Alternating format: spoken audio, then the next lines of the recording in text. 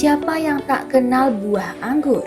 Memiliki rasa yang khas tentu banyak disukai oleh hampir seluruh masyarakat di dunia, tak terkecuali di kota Banjarmasin. Namun siapa sangka buah yang memiliki banyak varian jenis ini ternyata dapat dibudidayakan di kota berjuluk Seribu Sungai.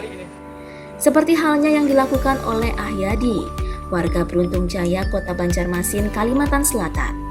Sejak tahun 2019 bersama komunitas Anggur Banua Kita telah berhasil membudidayakan buah yang dikenal memiliki harga jual tinggi ini.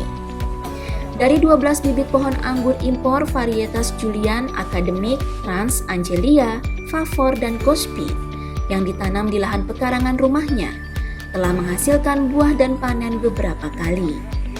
Dalam satu musim, satu batang pohon dapat menghasilkan 100 dompol buah anggur dengan berat bervariatif hingga mencapai 8 ons. Selain itu, pohon anggur ini bisa hidup lama hingga mencapai usia 25 tahun. Saya coba untuk pertama kali 9 pohon. Dari 9 pohon itu, sekitar umurnya 3 bulan, itu sudah ada 5 pohon yang berbuah.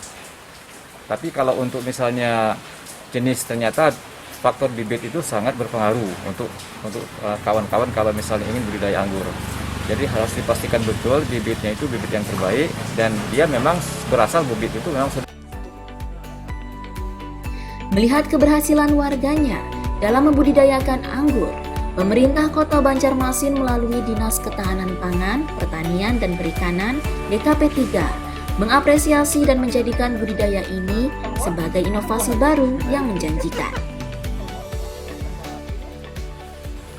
Lebih untuk serius anggur nanti bisa kita arahkan untuk membuat kelompok, dan nanti kami dari Dinas Ketahanan Pangan, Pertanian dan Perikanan akan mengakomodir dan membina untuk segala sesuatunya untuk supaya nanti di Kota Banjarmasin ada nanti kita bentuk komunitas-komunitas anggur yang walaupun nanti pada mulanya hobi, nanti kita arahkan supaya nanti itu menjadikan bisnis.